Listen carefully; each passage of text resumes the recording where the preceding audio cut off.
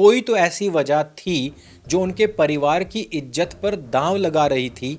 अपनी बेटी को तो उन्होंने मारने से पहले कम से कम स्वयं को तो मारा ही होगा, और उसके बाद यदि उन्होंने गोली चलाई भी है तो जिस लक्ष्य के लिए गोली चलाई है वो अभी तक भी नहीं भूले हैं। हिंदू माँ बाप को लड़कियों को कुछ नहीं कहना चाहिए, उनको अपना दिल इतना पत्थर का नहीं करना चाहिए कि उसको थप्पड़ तक मारना पड़ जाए, लेकिन इतना कठोर अवश्य कर लेना चाहिए कि कल अगर कोई मुस्लिम व्यक्ति उसको 35 टुकड़ों में निर्वस्त्र करके घिटोरने के जंगलों में फेंक दे तो वो पिता अपने उस कठोर दिल को एक हाथ से थाम कर दूसरे हाथ से अपनी बेटी के 35 टुकड़े चुग सके। इस गाने को बनाने वाली टीम को जरा ध्यान से देखिए।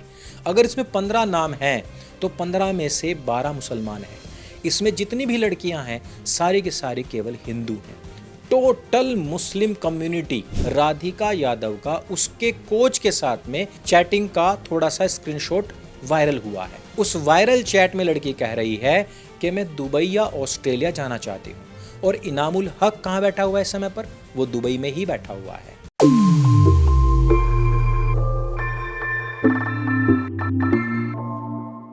दोस्तों, राधिका यादव की हत्या जब हुई, दीपक यादव जो उनके पिता हैं उन्होंने बताया कि 3 गोलियां उन्होंने दागी हैं, और उनके गांव के लोग उनको ताना मार रहे थे कि तुम्हारी लड़की जो एक टेनिस कोचिंग सेंटर चलाती है उससे काफ़ी इनकम हो रही है और तुम घर बैठ करके वो इनकम खा रहे हो। उन तानों से परेशान होकर के मैंने गोली मारी है। इन सारी की सारी बातों का हमने एनालिसिस किया। एक्चुअली जिस गांव की बात कर रहे हैं वो गुड़गांव है, और गुड़गांव पूरे देश के अंदर सबसे अमीरतम गांव है। अगर आपको अभी भी लग रहा है कि गांव के लोग इस प्रकार से तानेबाजी करते हैं तो गुड़गांव में जाकर के आप वहां की लड़कियों महिलाओं का जो वर्क कल्चर है उसको देख सकते हैं।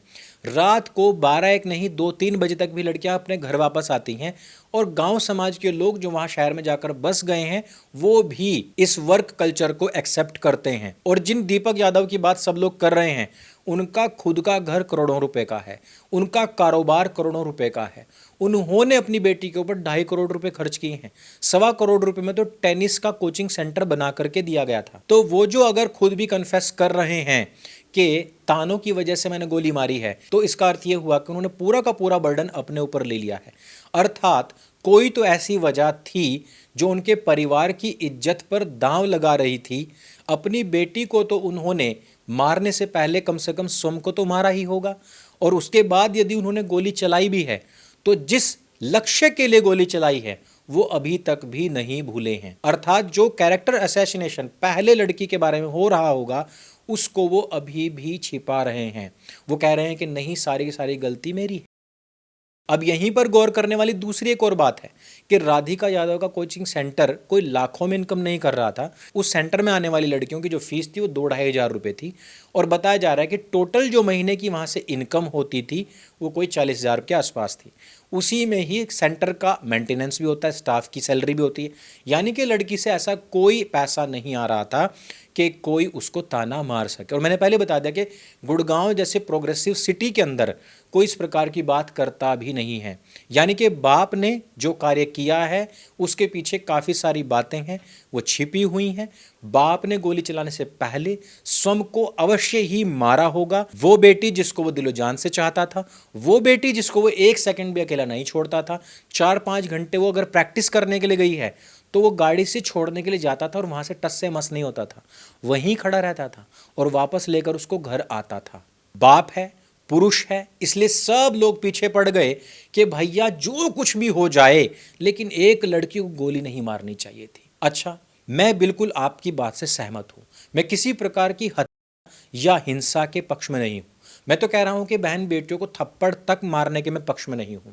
मैं अभी भी कह रहा हूं कि हिंदू माँ बाप को लड़कियों को कुछ नहीं कहना चाहिए, उनको अपना दिल इतना पत्थर का नहीं करना चाहिए कि उसको थप्पड़ तक मारना पड़ जाए, लेकिन इतना कठोर अवश्य कर लेना चाहिए कि कल अगर कोई मुस्लिम व्यक्ति उसको 35 टुकड़ों में निर्वस्त्र करके घिटोरने के जंगलों में फेंक दे तो वो पिता अपने उस कठोर दिल को एक हाथ से थाम कर दूसरे हाथ से अपनी बेटी के 35 टुकड़े चुग सके। कम से कम इतना कठोर तो कर ही लेना चाहिए। अब इसमें जो मैटर आ रहा है वो आ रहा है इनामुल हक का। अब लोग कह रहे हैं कि इनामुल हक ने तो स्वयं कह दिया कि मेरा इसमें कोई हाथ नहीं है, इनामुल हक के साथ में वो रील्स बना रही है, उसके साथ में म्यूज़िक वीडियोस बना रही है। वो म्यूज़िक वीडियोस तो 2 साल पहले बना हुआ था, अब उसका क्या एंगल हो सकता है? तो इस बारे में तो कोई भी नहीं कह रहा है कि इनामुल हक ही उसका असली हक है। बात यहां पर यह चल रही है कि राधिका यादव का उसके कोच के साथ में चैटिंग का थोड़ा सा स्क्रीनशॉट वायरल हुआ है। उस वायरल चैट में लड़की कह रही है कि मैं दुबई या ऑस्ट्रेलिया जाना चाहती हूं, और इनामुल हक कहां बैठा हुआ है इस समय पर? वो दुबई में ही बैठा हुआ है। अगर हम इन सारे के सारे लिंक्स को एक साथ जोड़ेंगे तो हमें इस बात का पता लग जाएगा कि इनामुल हक कहीं ना कहीं उसके पीछे पड़ा हुआ था। अब आप कहेंगे कि कैसे आपको पता? तो इनामुल हक स्वयं इस बात को कह रहा है कि लड़की दुबई एक बार टेनिस का गेम खेलने के लिए आई थी, वहीं पर हमारी मुलाकात हुई थी। अब मुझे एक बात समझ नहीं आई कि इनामुल हक का जब टेनिस से कोई लेना देना नहीं है, वो लड़की भारत से दुबई गई है, वहां पर ये अचानक से एक दूसरे से कैसे मिल जाते हैं? और बताया गया कि वहीं पर इस वीडियो को शूट करने का प्लान बनाया गया था। अब ऐसा कैसे हो सकता है कि कोई लड़की अचानक से किसी देश के अंदर उतरे, अचानक से कोई इनामुल हक उससे मिल जाए, अचानक से उस लड़की के अंदर सारे मॉडलिंग वाले क्वालिटीज, सारे के सारे गुण आ जाएं, और वो डिसाइड भी कर ले कि हाँ मुझे गाना शूट करना है? यानी कि दुबई जाने से पहले इनामुल हक और राधिका यादव के बीच में कुछ तो ऐसा बैकग्राउंड क्रिएट हो चुका था कि वहां पर जा रही है, बातचीत हो रही है, वहां पर फिर फाइनल किया गया कि हाँ हमने जो पहले बातचीत की है चैट्स वगैरह में, उसको हम डिसाइड करते हैं और फाइनलाइज करते हैं। लड़की ने अपने घर आकर के बात बताई, माँ बाप ने उसको भी एक्सेप्ट कर लिया। गाना बहुत ज़्यादा वायरल नहीं होता है, लेकिन इस गाने को बनाने वाली टीम को जरा ध्यान से देखिए। अगर इसमें 15 नाम हैं तो 15 में से 12 मुसलमान हैं। इसमें जितनी भी लड़कियां हैं सारी की सारी केवल हिंदू हैं। Total Muslim community. ये आजकल ट्रेंड भी चल रहा है कि अगर कोई मुस्लिम संस्थान है और वहाँ पर मुस्लिम लड़के सारे काम कर रहे हैं तो वहाँ पर मुस्लिम लड़की नहीं मिलेगी, वहाँ पर लड़कियाँ सारी हिंदू मिलती हैं। लुलु मॉल के बारे में भी यही बात बताई जा रही थी, और अभी बताया जा रहा है कि वहाँ पर भी एक मुस्लिम लड़के ने एक हिंदू लड़की के साथ में इसी प्रकार से दुष्कर्म दुराचार किया है। इसी प्रकार से अभी कुछ दिन पहले ही एक मुस्लिम बाबा का खुलासा हुआ है, जिसने सैकड़ों करोड़ रुपए बाहर के देशों से हिंदुस्तान मंगाए हैं केवल और केवल हिंदू लड़कियों को अपने चंगुल में फंसाने के लिए, लव जिहाद में फंसाने के लिए। हिंदू लड़कियों की कीमत 15-16 लाख रुपए तक लगाई गई है। राधिका यादव भी एक बहुत अमीर परिवार से ताल्लुक रखती है, बाप उसका करोड़पति है, अकेला ही भाई है। आप जरा सोचिए कि ब्रेन वॉशिंग का स्तर क्या रहा होगा कि वो अपने परिवार से पिछले कई दिनों से लगातार लड़ रही थी, और जब बाप ने मना कर दिया तो अपने कोच को समझा रही है और कह रही है कि मुझे इंजॉय करना है अपनी लाइफ को और उसके लिए मुझे दुबई जाना है। जब हम इस प्रकार के केसेस देख चुके हैं कि एक विधवा के 2 ही बेटे थे, मुसलमानों ने दोनों बेटों को अपने चंगुल में फंसाया, दोनों को मार दिया ताकि विधवा की सैकड़ों बीघा जमीन, उसकी करोड़ों की संपत्ति वो हथिया सके। जब हम लव जिहाद के बड़े बड़े सिंडिकेट्स देख चुके हैं, जब हम अच्छी से अच्छी मॉडल्स, अच्छी से अच्छी सोशल मीडिया इन्फ्लुएंसर्स को मुसलमानों के हाथ में फंसते हुए देख चुके हैं, यहां तक कि खिलाड़ी लड़कियों तक को भी पहले भी ये मुसलमान अपने जाल में फंसा चुके हैं। भोपाल और इंदौर में तो शूटिंग रेंज के नाम पर सारी हिंदू लड़कियों को भर्ती करके उनके साथ में सामूहिक दुष्कर्म किया जा रहा था, उनके वीडियोस, फोटोज बनाए जा रहे थे। जब पूरे विश्व के अंदर अमीर परिवार की लड़कियों को फंसाने का एक ट्रेंड चल रहा हो, ऐसे समय में अगर हम उतावलेपन में इस इनामुल हक को बिना कोई शक की सुई इसके ऊपर डाले ऐसे ही छोड़ देते हैं, तो मुझे लगता है कि हमारी बड़ी भूल होगी।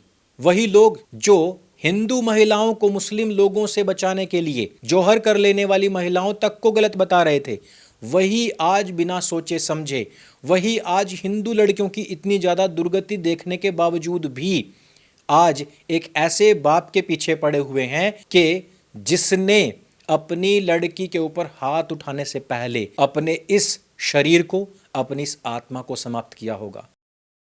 पुरुषों के बारे में ये कह देना बहुत आसान हो जाता है कि अरे वो तो होते ही हिंसक हैं, अरे वो तो होते ही अत्याचारी हैं, अरे वो तो होते ही पापकर्मी हैं, अरे उनके अंदर तो नफरत भरी हुई होती है कूट कूट करके महिलाओं के प्रति। ये सब चीज़ें कहनी आसान होती हैं। ये कहना बहुत आसान होता है कि बाप ने ऑनर किलिंग कर दी। हाँ भाई, गोली बाप ने मारी है तो उसको आप ऑनर किलिंग का नाम दे सकते हो। जब कोई जिहादी गोली मार देता है तब क्या होता है? तब सबको शांत रहने के लिए बोला जाता है कि भाई शांत रहो, सेक्युलरिज्म खतरे में आ जाएगा, भाईचारा खतरे में आ जाएगा। तब कौन सी किलिंग होती है बताने वाले बता सकते हैं। इस वीडियो में सिर्फ इतना ही। अगर ये वीडियो आपको जानकारी से भरपूर लगता है और ये आपको हिंदू समाज की उस व्यथा को बयान करने वाला लगता है जिसमें सबसे पहले स्वयं को व्यक्ति मारता है, उसके बाद अपने परिवार को तबाह और बर्बाद होने का भविष्य देखते हुए भी अपने हाथ में बंदूक उठा लेता है, तो इस वीडियो को सभी के साथ में शेयर अवश्य करें। हर व्यक्ति जानता है कि उसके हाथ से जो पाप कर्म होने वाला है उससे ना केवल उसका जीवन बल्कि पूरे परिवार का जीवन बर्बाद हो सकता है। लेकिन हर एक व्यक्ति जानता है कि अगर उसकी दो हानियां हो रही हैं तो दो में से उस हानि को चुनता है जिसमें थोड़ी कम हानि हो। यदि परिवार को विनष्ट करना कम हानि लग रही थी तो समझिए कि बड़ी हानि क्या हो सकती थी। इस चीज को उसका परिवार ही इमेजिन कर सकता है।